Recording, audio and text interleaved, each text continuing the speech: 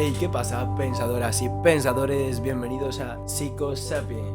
Hoy hemos optado por un formato diferente y vamos a hacer un podcast. Y vamos a continuar la serie de evaluación creativa que estamos haciendo. Hoy vamos a hablar acerca de la inteligencia y de la teoría de las inteligencias múltiples. Y empezamos fuerte, pues, ¿qué es la inteligencia? Seguro que muchos os lo habréis preguntado. ¿Quién no se lo ha preguntado en su vida acerca de qué es la inteligencia, qué lo define? ¿Realmente esos test que dicen que miden la inteligencia lo miden de verdad? ¿Quién inventó este concepto y por qué surgió? Surgió así de la nada y luego ¿hay solo una inteligencia? ¿Hay inteligencias múltiples? Estas son algunas de las preguntas que vamos a ir respondiendo durante este podcast, así que si quieres saber la respuesta a todas, pues quédate. Y bueno, comenzando por la definición de inteligencia, vamos a intentar dar una definición que desde luego que fácil no es. Algunos famosos autores pues ya dieron pues su definición en su día, como Thorndike, Calvin, Thurston, Peterson, Herman, y claro, pues desde luego es difícil elegir una sola definición porque pues, no hay ninguna establecida como un consenso ni ninguna absoluta, así que vamos a intentar definir y aportar lo que sería el denominador común de las más famosas definiciones. Lo tendríamos como cualidad mental que consiste en la capacidad para aprender de la experiencia, resolver problemas y utilizar el conocimiento para adaptarse a las situaciones nuevas. Otra definición muy aceptada también es la aptitud de las personas para desarrollar pensamiento abstracto, razonar, comprender ideas complejas, resolver problemas y superar obstáculos, aprender de la experiencia y adaptarse al ambiente.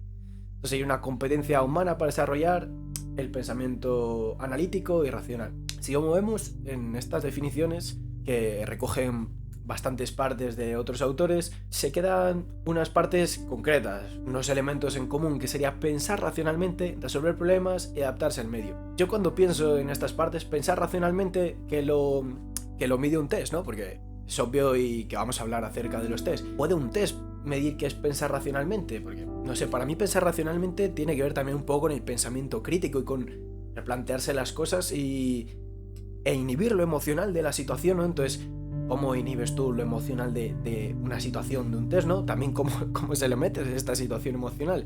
Luego, resolver problemas. Bueno, ahí medianamente, pues sí que los test estaría más o menos de acuerdo con esto, pero también pues, muchas veces son problemas hipotéticos y que no están en la vida real.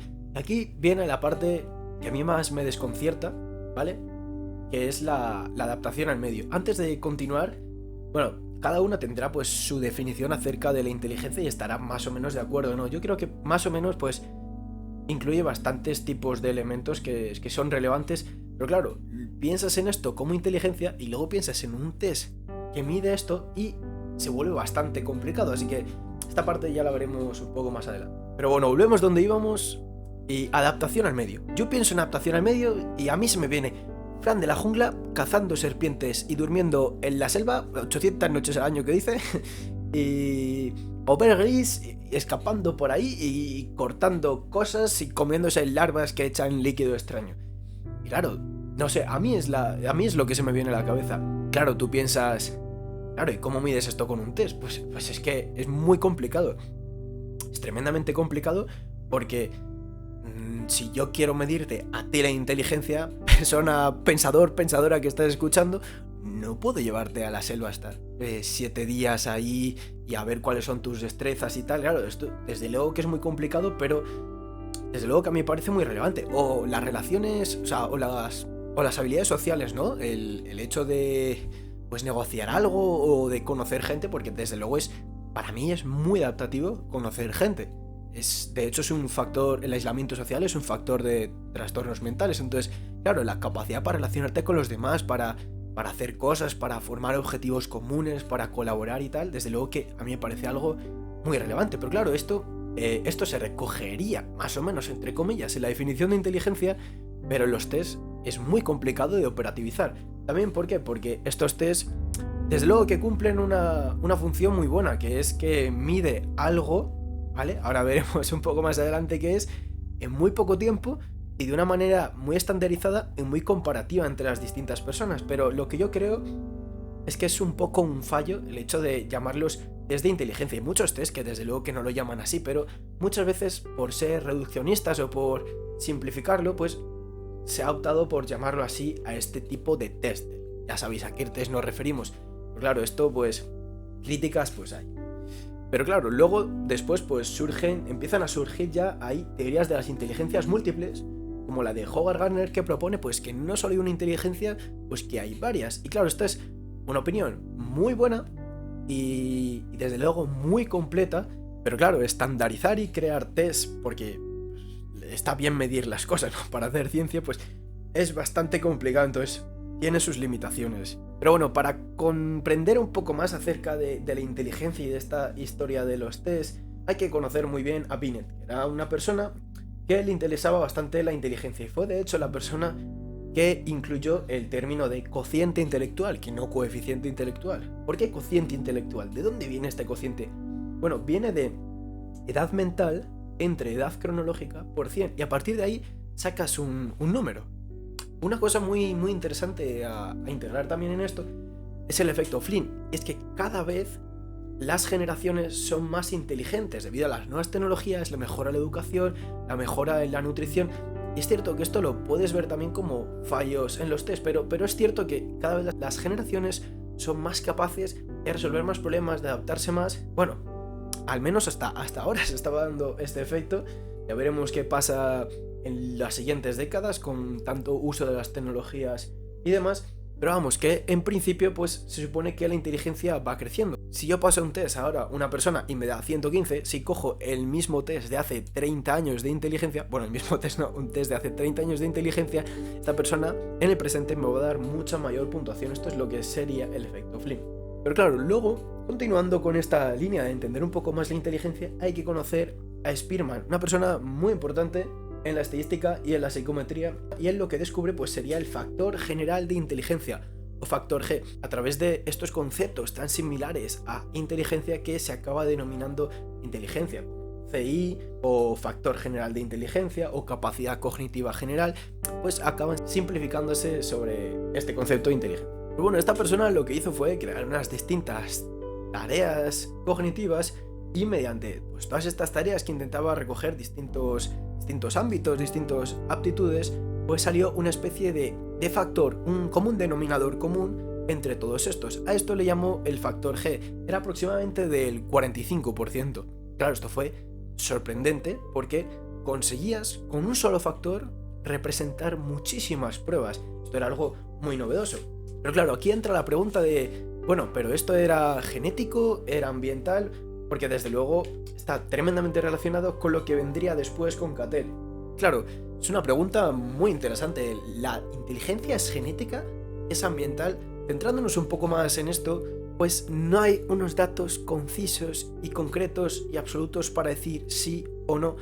Porque si se hacen experimentos y estudios con gemelos monocigóticos y gemelos dicigóticos, se observa que la inteligencia es, o más simplificado, imagínate, tu padre tiene X inteligencia, tú vas a tener una inteligencia similar, tu hermano va a tener una inteligencia similar porque compartís mucha genética, pero pues con tu primo, el que está súper lejos, pues no vas a compartir tanto.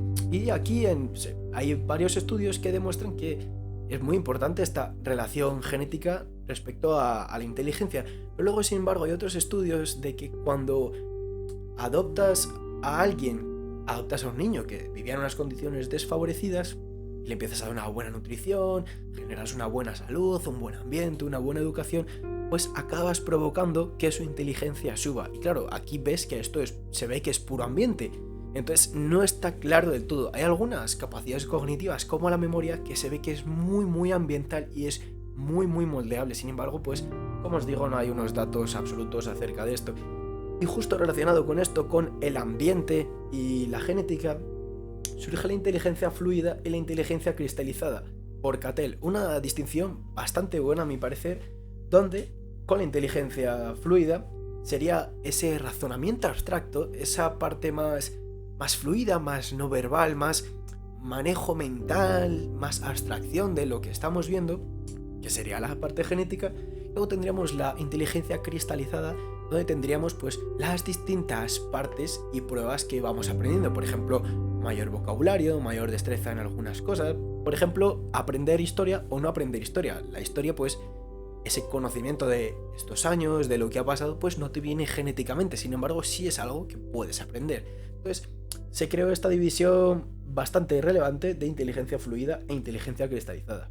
Y bueno, y desde luego también hay otras personas muy relevantes dentro de este mundo de desarrollo de test psicométricos y tal, como Cattell, Hoare, o incluso cuando se juntaron Cattell, Hoare y Carroll y desarrollaron pues la teoría CHC.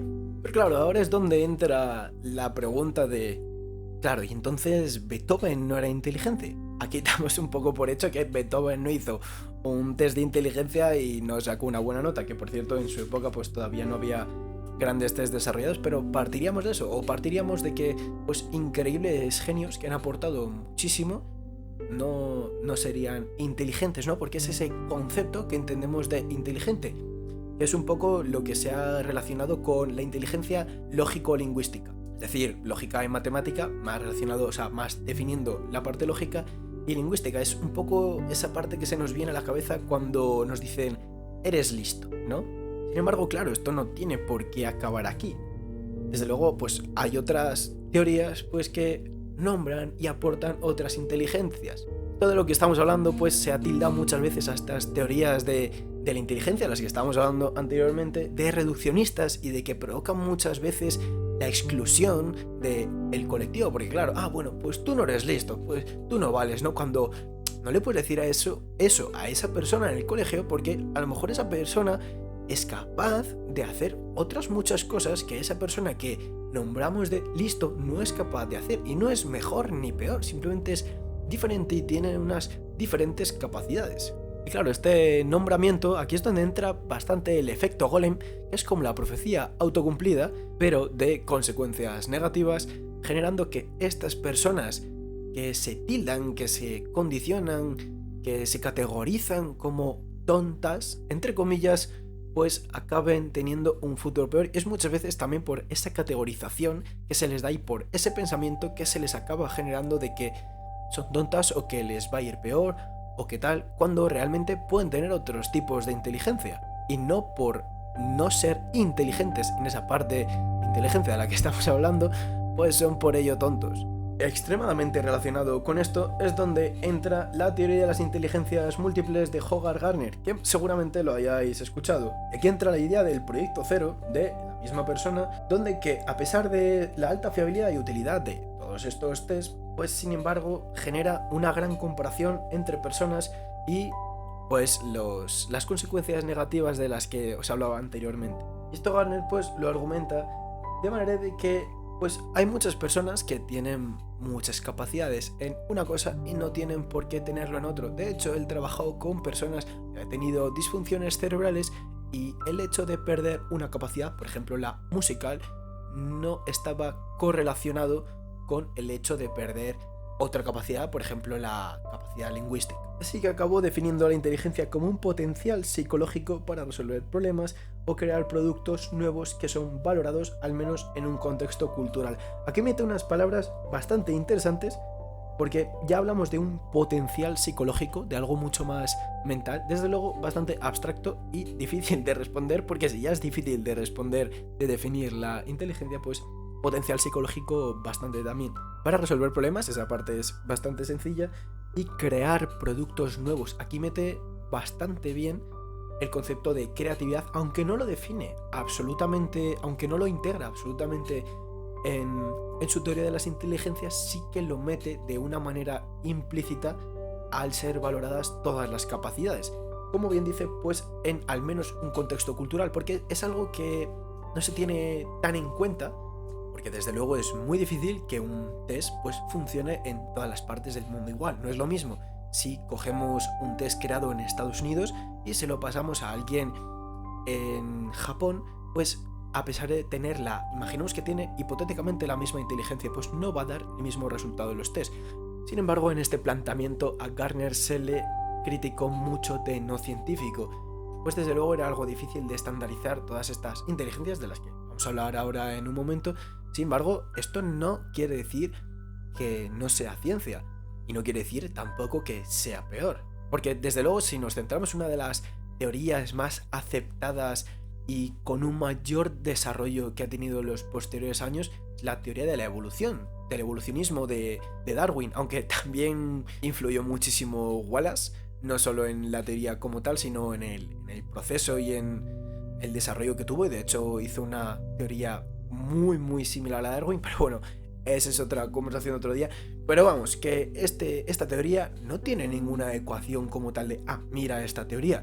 Y fue una teoría súper aceptada en el momento. A ver, no fue aceptadísima, pero fue algo que se aceptó relativamente pronto para ser algo tan novedoso, y que luego cada vez con más avances o otras herramientas para entender más los animales, nuevas tecnologías que tenemos ahora, pues nos han hecho corroborar esta teoría. Pero bueno, vamos a hablar, ya que sé que lo estáis deseando, de los distintos tipos de inteligencia. Tenemos ahora mismo 8 principales. Seguro que muchos de vosotros habéis oído lo de las 7 inteligencias de Howard Gardner. Sin embargo, ahora son 8. Incluso está pensando en meter la 9ª, pero por el momento son 8. Tenemos la lingüística, la lógico-matemática, la musical, la espacial, la corporal kinestética, la interpersonal, la intrapersonal y la naturalista. La última inteligencia que se está pensando en integrar sería la inteligencia existencial, tremendamente relacionado con el Dalai Lama, con Kierkegaard, con Nietzsche, con Sartre. Pero definamos un poco más estas inteligencias. La lingüística creo que se entiende de por sí, esa capacidad en la lengua, en el hablar, en expresarse correctamente con el lenguaje, que tendrían pues escritores, lingüistas como Chomsky, Neruda.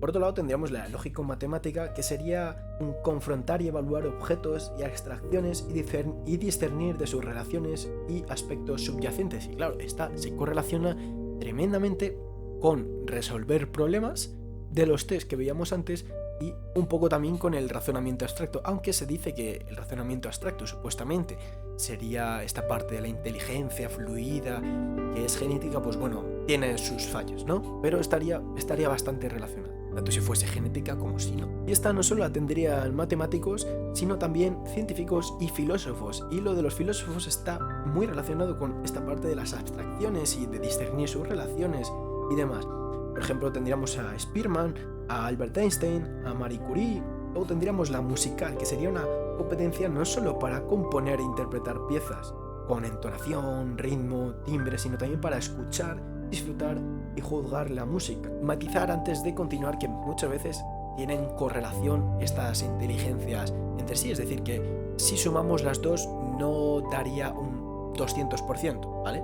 Partiendo de que cada una tiene 100, sino que a lo mejor daría un 150. ¿Por qué? Porque estas dos tendrían una correlación. Es decir, a lo mejor el 25% de la parte de inteligencia musical sería la misma que la de matemáticas. Dentro de esta parte musical, pues tendríamos a Beethoven, Midori, Strauss. Después tendríamos la espacial, que sería una habilidad para percibir el mundo visual con precisión, transformar y modificar su ejecución sin un estímulo físico, como para construir cosas, crear cosas, está bastante relacionado con ello. Crear cosas físicas. Aquí tendríamos pues arquitectos, artistas, escultores, realizadores de mapas, navegadores, porque claro, una cosa muy importante para ser arquitecto pues esa capacidad de construir, ¿no? Y de crear esas vigas, esos pilares, ¿no? Pero sin embargo lo es también para crear un dibujo, pues tienes que ser capaz de abstraer ese concepto y sacarlo de tu mente y plasmarlo sobre el papel, y para ello tienes que tener un entendimiento espacial de todas esas propiedades y proporciones muy bueno. Aquí pues podríamos poner a Frida Kahlo, a Miguel Ángel, a Garry Kasparov, a Dalí. Después tendríamos la corporal cinestética, que sería esa capacidad para controlar tu cuerpo y realizar distintas acciones con él con una increíble propiocepción de qué estás haciendo, a dónde lo estás moviendo y qué estás generando. Por ejemplo, si se te dan bien los deportes, pues desde luego que tendrías una buena inteligencia de este tipo. No solo que se te den bien, sino pues una inteligencia muy desarrollada de este tipo pues sería la de... Esto también tendría que ver con los actores, pues esta inteligencia no solo es motor del cuerpo en sí, sino también de las expresiones, las expresiones faciales, lo que generamos con ellas, cómo nos movemos. Por tanto, aquí, por nombrar a gente conocida, pues podríamos tener a McGregor, a Michael Jordan, a Mayweather, a Johnny Depp. Después tendríamos las inteligencias intrapersonales e interpersonales, que en su conjunción genera esta inteligencia emocional.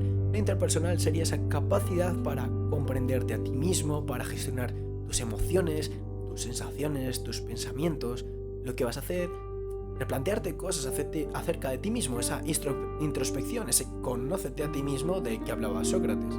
Y luego la interpersonal pues sería esa inteligencia para comprender lo que están haciendo los demás, para empatizar con ellos, para quizás incluso generar su conducta o generar una conducta nuestras para provocar en ellos algo. Por ejemplo, aquí en esta última estarían dentro pues negociadores, psiquiatras, psicólogos, líderes religiosos como Gandhi. Gandhi no líder religioso, sino Gandhi como ejemplo. Y luego en intrapersonal pues a mí se me ocurre Heráclito, Sócrates, Platón, incluso Jordan Peterson. Y después por último pues tendríamos la naturalista, que sería como esa capacidad de reconocer y categorizar objetos de cualquier índole, también sobre todo naturales. Por ejemplo, si trabajas en la moda, esa capacidad de categorizar distintas prendas y distintas características de una manera rápida y fácil y almacenarlas muy bien en tu mente. O esta está bastante relacionada también con el consumismo. Pues imaginemos que trabajamos en Amazon, pues todos esos paquetes que habría, todos esos recursos, objetos y demás, pues esa capacidad que vayamos desarrollando para categorizar y dónde está todo eso y cuáles son las pequeñas diferencias, pues sería este tipo de inteligencia. Pero no solo aquí, sino también en la parte natural, pues el ver un montón de tipos de plantas y ser capaz de distinguirlas, o un montón de animales muy similares que a cualquier persona le parecerían igual, pues esa persona es capaz de distinguirlas. Y esta podría, por ejemplo, pues Charles Darwin o Wallace.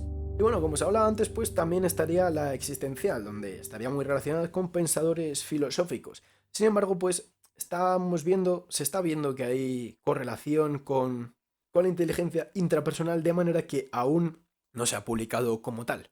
Ahora me gustaría plantear un pequeño ejercicio para vosotros, para que lo hagáis ahí en vuestra casa o donde estéis escuchando esto. Y es pues simplemente coger un papel, hacer un dibujo, o si no tienes un papel, pues bueno, lo haces mentalmente a ver qué inteligencia y qué abstracción tienes, ¿no? O pues simplemente pues en las notas del móvil pues escribirlo.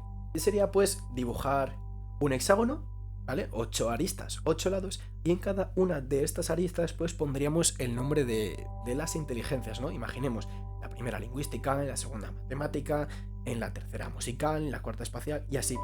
Y a partir desde el centro hasta cada arista que representaría cada tipo de inteligencia, pues podríamos dibujar pues unas rayitas, ¿no?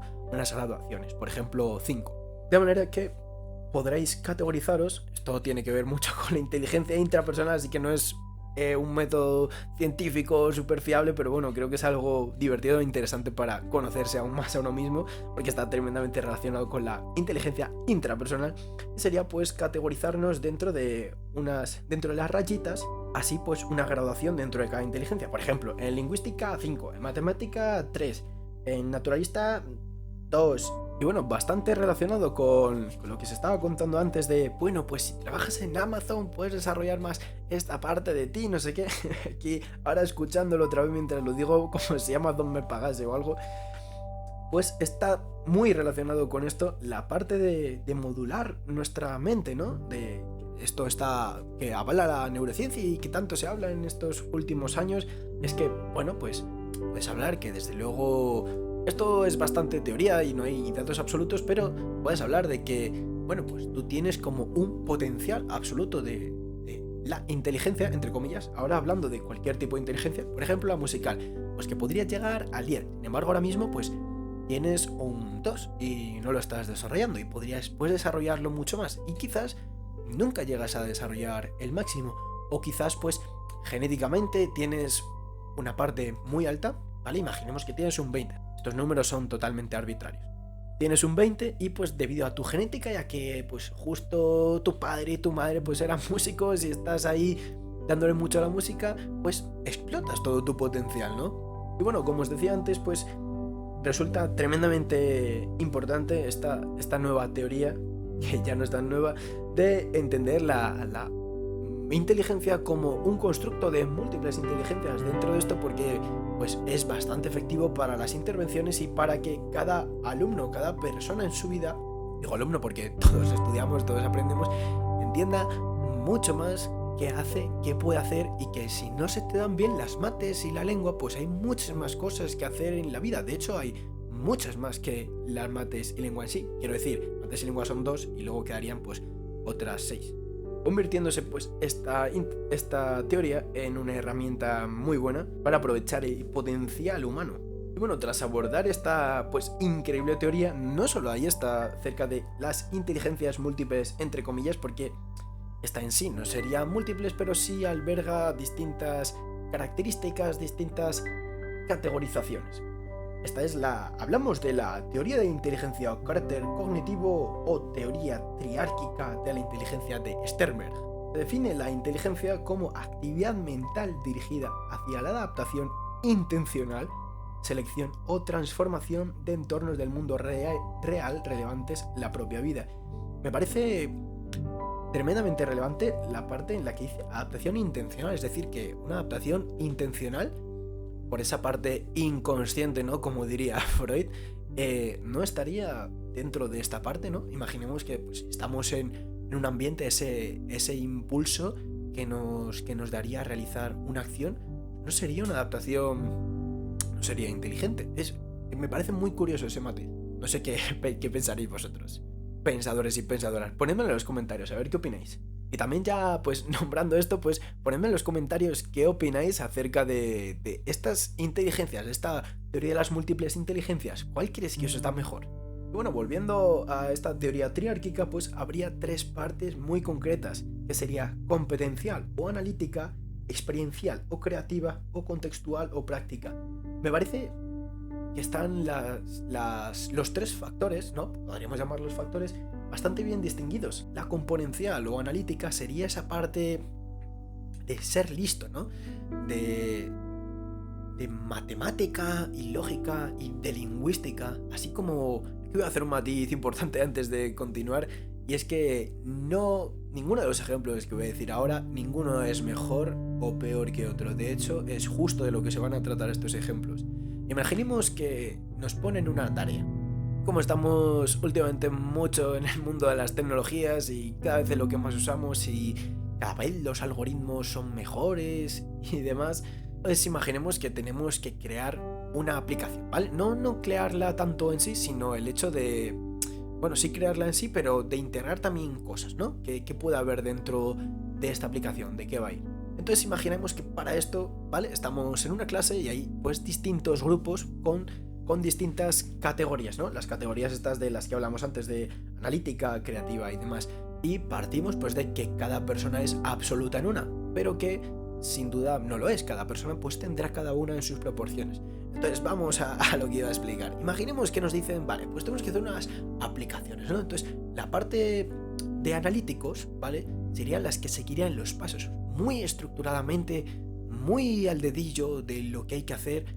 Entonces pues crearían una aplicación justo como le han dicho que lo tiene que hacer, con buenos resultados. Han sido pues fiables y tal el proceso, pero quizás pues no tan flexibles, ¿no? No le han integrado pues cosas nuevas.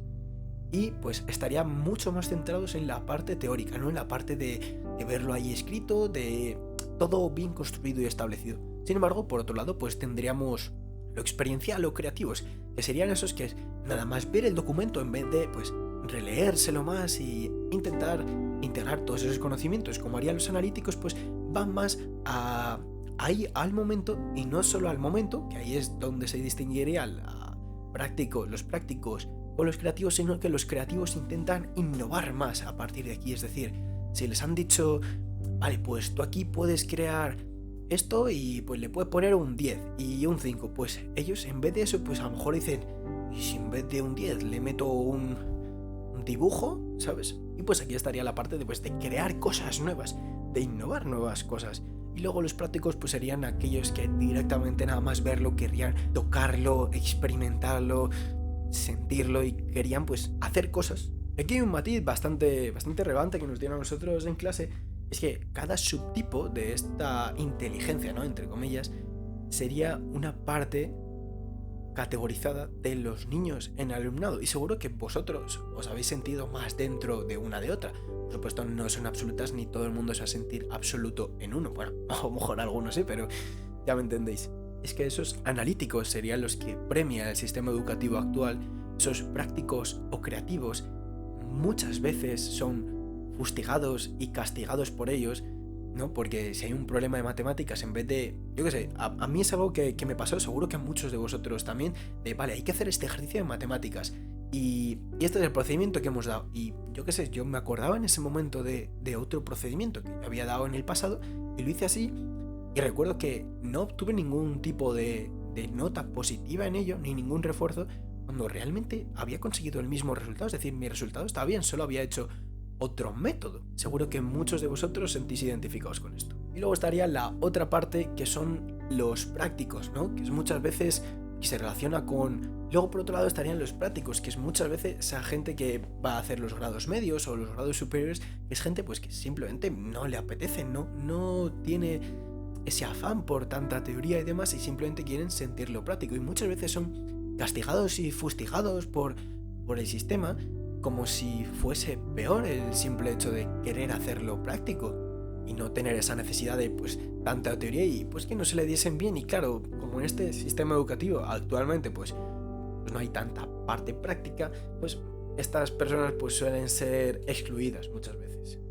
Y por último pues hablaríamos de un enfoque o modelo sociocultural donde se haría mucho más énfasis en esta parte de que para el desarrollo de los aspectos psicológicos superiores no solo es importante, que estamos haciendo bastante énfasis en el sistema educativo actual, sino también tener en cuenta a los padres, a los cuidadores y demás, pues que son muy relevantes para el desarrollo de nuestras capacidades.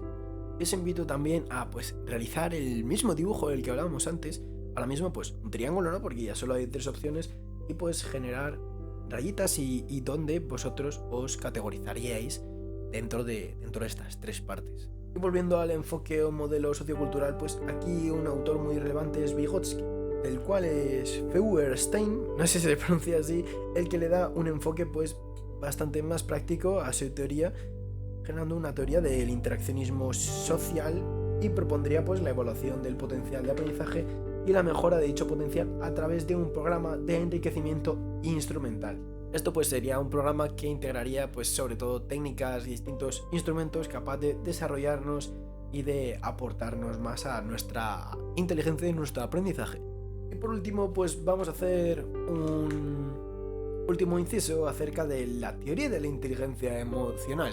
Es algo que actualmente está bastante de moda, ¿no? Todo el mundo está hablando de ello, y pues aunque Gardner ya hizo mención a este concepto, pues fueron Mayer y Salovey quien a través de la divulgación de Goleman pues hicieron bastante difusión de este concepto, y sería pues esa capacidad para comprender las inteligencias, comprender las emociones, de alguien, de razonar acerca de ellas, por qué me están ocurriendo, por qué le están ocurriendo a esta persona, qué le ha podido ocurrir para generarle estas sensaciones, estos sentimientos, y también para pues comprender y controlar y regular flexiblemente las emociones dentro de nuestra persona y de nuestro desarrollo, y saber qué emoción y qué sensación necesitamos en determinado momento para realizar determinada acción. Y bueno, espero que os haya gustado, que os haya desarrollado, que hayáis aprendido conocimiento durante